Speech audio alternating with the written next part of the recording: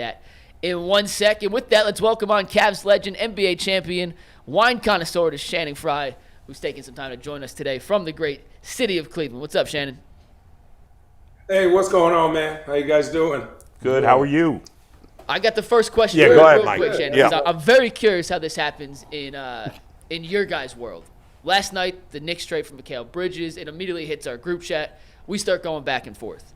When you were playing in the league and a deal like that happens to a team that you guys are competing against, does it start popping off in the team group chat too? And what's the interaction like right in the immediate aftermath of a major blockbuster move to one of your rivals?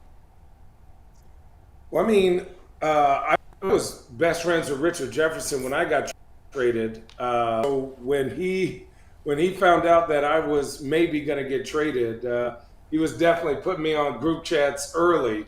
But I just lost to you by 40, and I don't know if I'm going to play you. So I always thought that was funny. But, man, I think, honestly, I respect the crap out of the Knicks for doing what they're doing. They were like, this is our culture. He fits our culture. We're going to give you whatever you need to get that guy. Like, to me, that makes so much sense. And I respect that they're not just going and getting anyone, they're going and getting Knicks guys, no matter where they're at. And so you could build off of that, right? So, I know I heard you guys talking earlier about, how the Cavs beat them. I think it's about development, right? I think you've got to develop Evan Mobley. I think you can develop Garland and Mitchell and Allen. So for me, it's not about winning next year. It's about being consistently good over the next 3, 4, 5 years, and then having a chance when injuries happen. So Channing, we looking at I guess the landscape of the Eastern Conference, right? And then you see a team like Boston, and you see a team like New York who get better and get longer. Is it possible? Can the Cavs compete when you do have two smallish guards? And we have two bigs, and those bigs can't shoot like you. If we could strip you of your skill set and give it to Evan Mobley, how you was knocking down threes against the Hawks and the Raptors back in the day, we'd be good. I think, honestly, this, especially in the Eastern Conference, length is key. I think we don't realize how, generally tall the Celtics are, from Derek White to Drew Holiday to Tatum to Brown, and they go to Porzingis, and they're a generally tall team. So for me, I'm saying that because that is what has shown success. But I also Darius Garland and Evan Mobley and Jared Allen. I feel like that screen and roll is pretty deadly when they have spacing. And, who are you going to get that's going to bring in, that's just going to magically make you better than Boston? There is not one person. So be patient and continue to build your team on what is a Cleveland guy. Channing, my wife is a huge wine lady, and I want to know. Tell me about Wine lady. Yeah, Wine lady. Yeah, that's what I say. Yeah. And tell me about your wine. Where can I get it, and what got you into wanting to come out with your own wine? Well, I'm actually coming out to Cleveland tomorrow morning. I'm doing a dinner at Dante's. It's sold out. And then on Friday, we're doing a happy hour, pizza and Pinot. So this is my first time coming back to Cleveland. I'm super excited about it. It just so happens scheduling and no kids tournament. So I'm excited for everyone to just come out and try it. And then I'm going to go down to Columbus and do a party up there or down there. It's going to be at East Bourbon, and then I'll have all the information on our social media. But I got into wine because I live in Portland. And then number 2, it just became something that was a connector.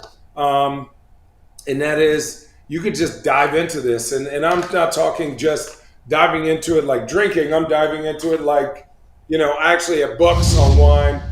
This is no joke. So I take it pretty seriously. Yes, sir. It's just so amazing to be able to travel the world and understand history and culture about different people through wine through food, through conversation. So to me, it's been awesome to do the side of basketball. It's a gift, and the industry is hard. And so for me, I just want to share this while I have time and share it with the people that I love the most, and that's the people of Ohio. Channing, yesterday we had a woman on who is a Warrior. She covers the Warriors, does a podcast about the Warriors. And I asked her, are the Warriors, and you probably know this, but, I didn't know this. I said, are the Warriors players still bitter about the 2016 championship? And she said 100% the players are still bitter. They're still angry about it to this day. And we, of course, on the panel were reveling about that because we love that they're still bitter about that loss. So my question to you is, do you like that they're still bitter about it?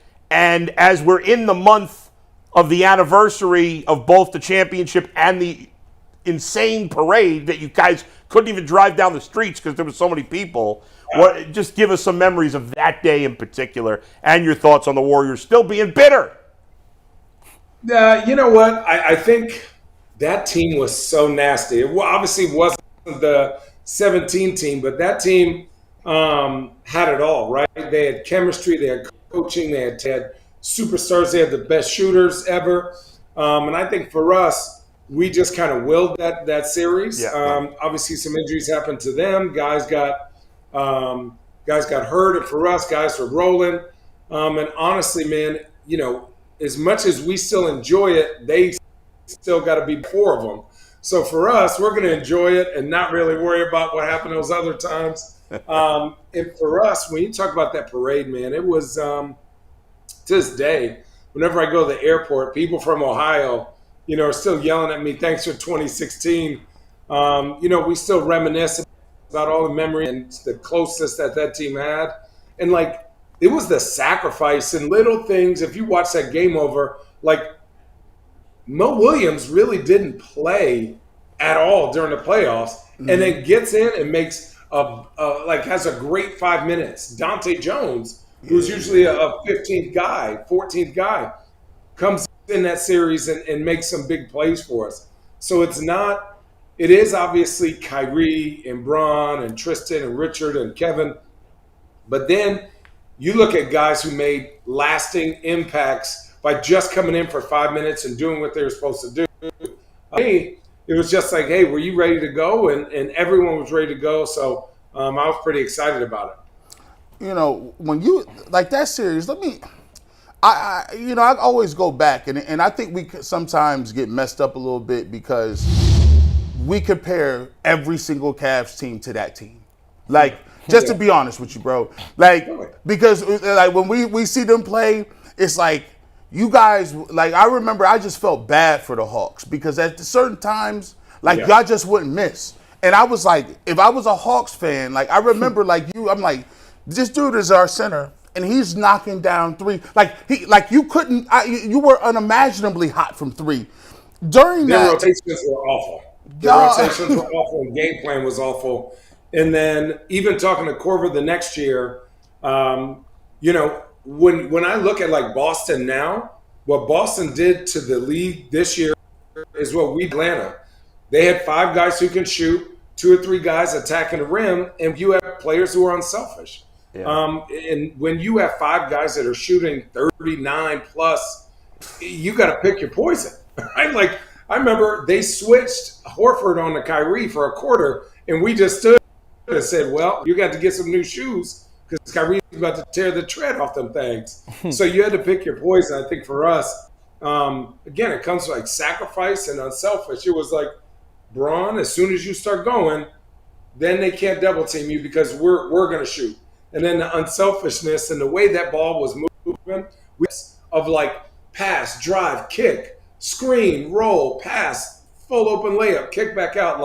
That type of, coaches porn, quote unquote, is kind of how we played when we were rolling. And it was fun to play, man, because stats really didn't matter. Stats mattered for the first 2, and everyone else, you just had 3 shots. And we would joke around and say, hey, if you get double teamed, then, you can have my check.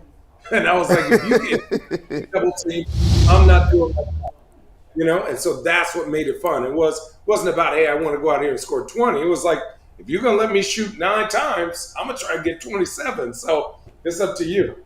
Channing, that's interesting that you talk about the shooting part. When you think about a guy like Evan Mobley, obviously that's the big step that the Cavs want him to take. And, It's been times where he shot the ball great.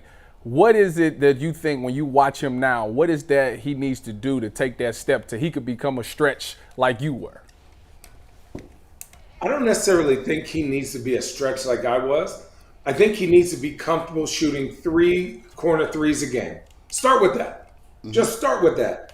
And then also that mid-range free throw line jumper, you got to get that. That has to be automatic.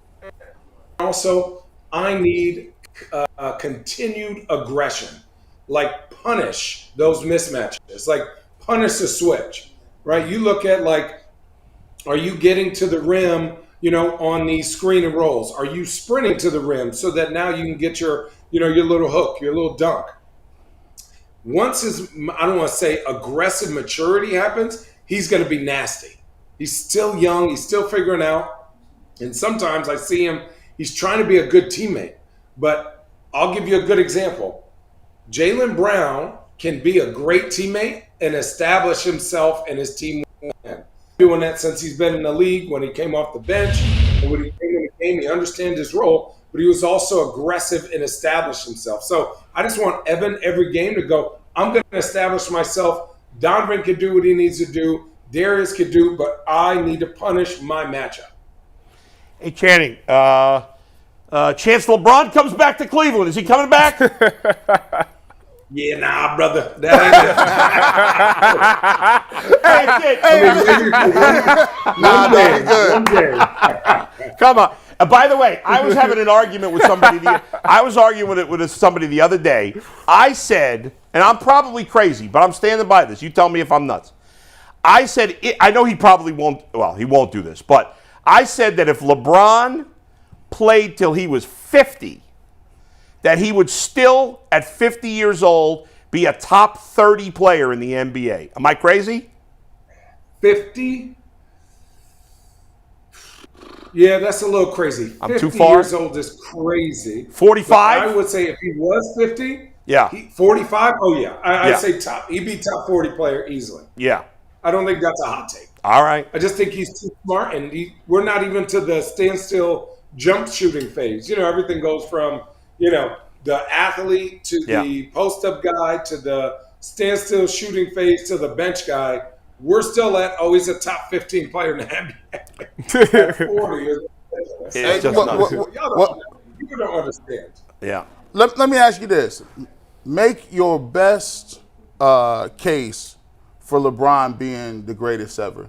Because I always try to make the case to people, like, I'm just a guy, I don't know. But you played with him, you played against him. What's the best case for him being that dude?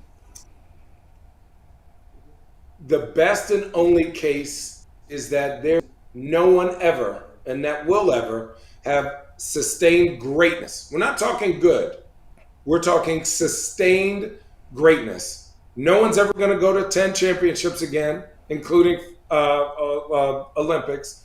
No one's ever going to have the accolades that he has, and no one has ever been to the league with more pressure than he has.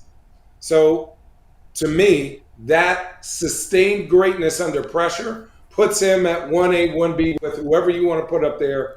I also think there are different GOATs for different eras, right? I mean, you could look at Kareem and say, look what he did. But then you also say when he was Bronze Age, he was averaging, 10, 11 points a game. LeBron is averaging almost 30. So to me, that is his argument, is that no one will ever come close to what he is doing, no matter how great they are. He set the bar so high that we're looking at guys like Luka going average 25 and he's doing all these great things. Yeah, but he only did it 2 years. But you're like, he's only 25. So like we've been jaded by watching somebody so good so long, and there's no drop off. That's what makes it crazy. There's no drop off. Yeah. I think the only comparison to LeBron might be Tom Brady, right? That was great for that long. I know it's a different sport, but that really is what stands out because he's still great. I know, but Tom came in the league and was allowed to grow as a rookie. Right, that's true. He didn't have that pressure. Right, Nobody thought he was any good. Right, and he came off the bench and learned, was given a franchise at 18 years old with the pressure of the world on him and had to make sure that he established himself underneath a system. And I know you always go back. They show this clip of Boozer and some of the other guys saying, we got to earn it and do this. But they weren't saying that to Tom Brady. They weren't saying that to Jordan. Like, they weren't doing that to those guys. So for me, that does add more pressure. That gives you a +1 for battling through that. So, that would be my argument. Go ahead, Mike. I got a couple quick ones for you here, Shannon. You are the first guest we've ever had on the show. Yeah. Well, we've also had a bobblehead display on the set. We switch it from time to time. Looking back at this that now, looks like me, actually. Okay. Yeah. It looks like me. We think they may have screwed up the hair a little bit. It may not be the straightest lineup, but overall, can you grade this bobblehead? All right. I was moving. I mean, hold on now. Right. Sure, right. Yeah. I'm not going back to that barber. I'm definitely getting my money back too. Second up, we have seen J.J. Redick open the doors for podcasters to become NBA head coaches. So have the Detroit Pistons reached out to you, Shannon, as a potential candidate for that job? You keep it. Keep that. I do not want to be a coach. Nothing, never, no chance. Would I work in upper management? Absolutely. But taking them jobs, dealing with agents and kids, owners, it's just a lot. And I'm more in the sense of let's develop something over the course of 3, 5, 7, 9 years than always trying to switch guys up. I've never seen it work. It just does not work like that. Channing, so upper management, yes. Coaching, no thanks. What if they offering you $120 million? Yep, I'm first Thanksgiving. What? Always been a lifetime coach. And get fired after a year. Exactly. That's it. Hey, Channing, I'm worse than everybody. I'm not calling no timeouts the whole game. There you go. I know. Obviously, we know that you and Kevin Love have a really good, special relationship. It seems, and obviously he's one of your partners for your company. What was it like? Take us behind the scenes a little bit, because it, he got a lot of the brunt of people's anger here at times. And how do you think he handled it? How tough was it for him? And how's he doing now? Oh, he's great now. Listen, he's in the right spot now. So let me just preface all this by saying, at one point, Kevin was 1 and 2 of the best power forward in the league. Yep. Right? And it was a tough argument, right? Kevin is a Hall of Famer. Kevin is a guy that can take his teams when the team is ready to the playoffs by himself, right? With his skill set. When he came to Cleveland, he was asked to do something that he's never done before in his life with going, you're Kevin Love. So imagine you're asked to run a whole store, like a Walmart, and then all of a sudden you get transferred over to Target and they're like, nope, we just need you to run the cash register. And so he goes, damn, this is all you need me for? You could have got anybody for this. And so once he started to see and buy into we're going to get you going. You got to be more aggressive than what you've been. We're not going to run a lot of plays for you. You can't run plays for Bron and run plays for Kyrie and run plays for Kevin. Because then by that time, it's the end of the game. And only people that shot are y'all three. So he's really played a complete game. And I think it challenged him up here to see the game differently, which is hard for really great players. But now that he's in Miami, he's taken what he's learned, and you see he's extremely effective in his minutes. And, I was joking around with him, hey, man, you coming over here with me. And now I'm like, damn, you could play another 3-4 years. You're going to play spotty 24 here, 18 here, 6 here. But the way that he keeps himself in shape, the way he's mentally ready, the way that their system is in Miami, it's great for him. So he's doing great. I got a quick 2-1. First of all, when Golden State got Durant, that was the human cheat code. How good was that team? And then second of all, if Kyrie does not get traded and he doesn't go to Boston, could the Cavs have come back and win another championship? So that team, that Golden State team was so nasty. We were just watching film, and we were like, all right, last year we double teamed a little bit or switched. Now we can't switch. So if you can't switch, you got to put two people on the ball. So who do you double team? The greatest shooter of all time, the third of all time, one of the best facilitators of all time, meaning Draymond Green, or one of the best scorers of all time. So, guess what? We're leaving out the Finals MVP from 2 years ago. So, it got to be a little difficult, and they're just so smart. That's also what made. If we made an adjustment, it took one play, and they were like, boop, going at that action. I don't know if we would have won even if Kyrie stayed. I just think Golden State was too good, and I think Kyrie he would have felt like the grass is greener somewhere else. I think he needed to see what it was like to try and run a team by himself. He was just young. He needed to. He was like everyone's little brother, but like the really talented little brother. Yeah. And so he needed that for his own maturity. And you see, he's done well in Dallas. He didn't play that well this series, but I think he'll be better next year as that team gets better. Let's wrap it up with this. Someday they will make a movie about this Cavs team. Forget height, because obviously there's not a lot of actors that are as tall as you are. But if it could be anybody in terms of height, doesn't matter. Who would play you? Who would you want to play you in the Cavs movie? Marlon Wayans. Number one, I sort of look like him. Yeah, you sort of do. That's not bad. Yeah. I know. Yeah. Number two, he's funny. He's already been in a movie. Isn't it called The Sixth Man? That was very funny back in the day about Washington. But, just the guy that brings the team together. Not in here for anything except for winning, man. That's all I care about. So Marlon Wayans seems like a good guy for that, but also, throwing a couple here or there. Before we let you go, let's talk about the wine one more time and how people can get their hands on it. Okay, so you can go to chosenfamilywines.com. We do ship. You can DM us or me at Chosen Family Wines on Instagram, Facebook, and X or Twitter. You could just DM me. I'm going to be in Cleveland this weekend, Friday in Cleveland, Saturday in Columbus. Check us out. It's going to be fun. Bring the wife, take a little hour-and-a-half vacation, get some good Oregon Pinot. In Columbus,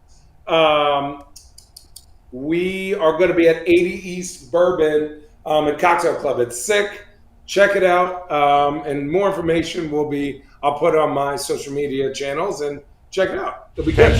Thanks, man. That was awesome. We appreciate it. He got a little Nick Cannon in him, too. Just a little bit. He got a Nick Cannon. He's not funny enough for me. That's true. Awesome. Thanks, Thanks, Channing. Channing. Much Appreciate it, man. Thank That was awesome. you guys. Appreciate you.